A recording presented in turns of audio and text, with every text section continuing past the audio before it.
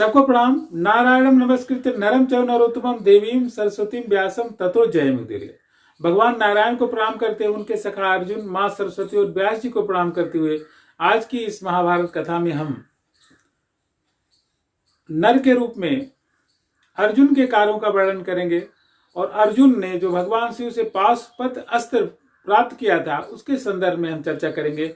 जब यह निश्चित हो गया कि युद्ध असंभावी है, क्योंकि दुर्योधन इस तरह से राज्य देने वाला है नहीं, तो युद्ध के लिए क्यों न शक्तियों का संग्रह किया जाए। इसी उद्देश्य के साथ अर्जुन ने भगवान शिव की आराधना किया और उनका उद्देश्य था कि पाशुपत अस्त्र को प्राप्त करें ताकि हम संग्राम में विजय पा सकें। तो कहते हैं अर्जुन ने बहुत दिनों तक पत्तियां खाकर तपस्या किया, फिर 3 दिन के अंतराल पर पत्तियां खाते रहे, फिर उन्होंने उस अंतराल को और बढ़ा दिया, फिर कुछ समय बाद हवा पी कर रहे और इसके बाद अंगूठे के बल पर खड़े होकर के उन्होंने निराधार तपस्या शुरू किया भगवान शिव की। तो भगवान उनके जब तपस्या अत्यधिक बढ़ गई तो देवताओं ने भगवान शिव से अनुरोध किया कि प्रभु आप जाएं और अर्जुन को उनका इच्छित वरदान प्रदान करें। तो भगवान शिव ने कहा कि अवश्य मैं भी अर्जुन से मिलना चाहता हूं और उसको मैं अपना अस्त्र देना चाहता हूं, इसलिए मैं अवश्य धरती पर जाऊंगा।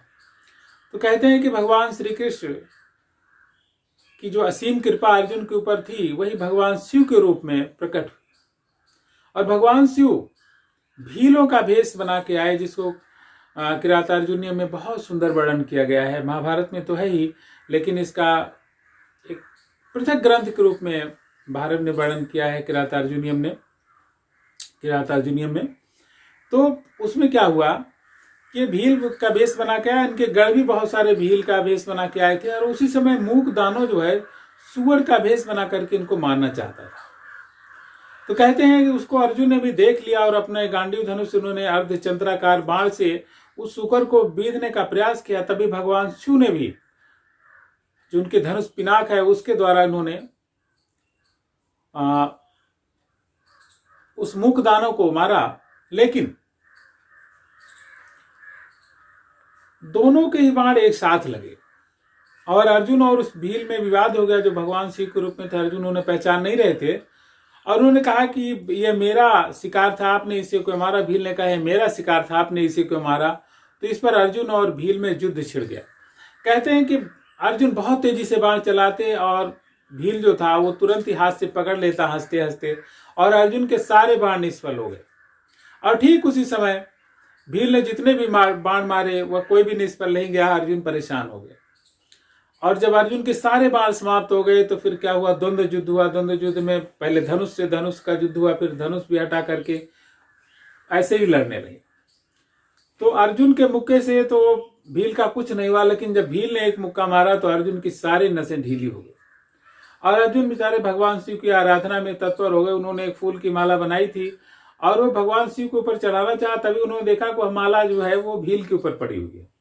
तो अर्जुन को शंका हो गई कि अवश्य भगवान शिव। उन्होंने प्रणाम किया और भगवान शिव की स्तुति किया कि प्रभु आप ही इस जगत की कर्ता धर्ता है, संहार करता है और हम सबको अभीष्ट वर देने वाले हैं, अपने भक्तों को परम कल्याणप्रद हैं, आपसे क्या छिपी है। और वो उनके चरणों में पड़ गए। भगवान शिव ने उन्हें उठाकर, जो भील के रूप में थे, अपने यथार्थ रूप में प्रकट हुए और अर्जुन को हृदय से लगा लिया।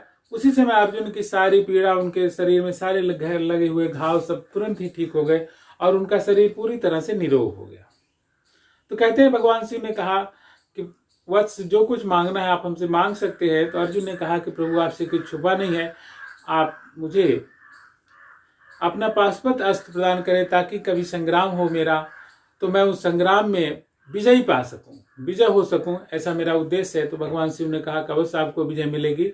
और इसके बाद अर्जुन ने स्नान ध्यान करके भगवान शिव से वह पाशुपत अस्त्र ग्रहण किया, जिसको धारण करने की क्षमता ही किसी मानव में नहीं है। कहते हैं अर्जुन चूंकि ब्रह्मचारी थे और उन्होंने अपने गृहस्थ धर्म का भी यथोचित पालन किया था, कभी उनका मन इधर उधर नहीं भटका था और वह नियम पूर्वक रहते थे, इसलिए इस दिव्य अस्त्र को धारण करने में सक्षम हो पाए। कहते हैं कोई अस्त्र इतना महान है कि उसको धारण करते अर्जुन के कि पृथ्वी में जैसे भूकंप आ गया। तो उस महान अस्त्र को धारण करने बाद अर्जुन की क्षमता और बढ़ गई और उनका शरीर और कांतिमय हो गया। इसके पश्चात उसी समय इंद्र देवता भी आए और उनको कहा कि अब आप स्वर्ग चलें आपकी जो अन्य शिक्षा दीक्षा है वो स्वर्ग में होगी, ताकि आप अपने शरीर को महान बना सके, अस्त्र विद्या में निपुण हो सके। साथ ही साथ वरुण, यम और इंद्र सभी देवताओं ने अपने अपने अस्त्र को अर्जुन को प्रदान किया ताकि वह संग्राम में विजयी हो सके। तो इस प्रकार से बल संपन्न, आयुध संपन्न, प्रतिभा संपन्न और दिव्य कांत से युक्त होकर के अर्जुन ने इंद्र के साथ स्वर्ग जाने का निश्चय किया और उनके लिए मातली दिव्य रथ ले आया। वह दिव्य लोकों में होते हुए वहां पहुंचे जहां पर स्वर्ग का साम्राज्य है, जहां पर किसी मानव के लिए जाना संभव नहीं है, लेकिन अर्जुन का सौभाग्य था कि वह सशरीर स्वर्ग गए। तो इस कथा के साथ हम अपनी वाणी को विराम देते हैं और स्वर्ग में अर्जुन के साथ क्या क्या हुआ और किस तरह से उन्होंने व्यवहार किया उसको हम अगले अंक में बताएंगे। तो हमारे साथ बने रहे। सबको प्रणाम। ओम।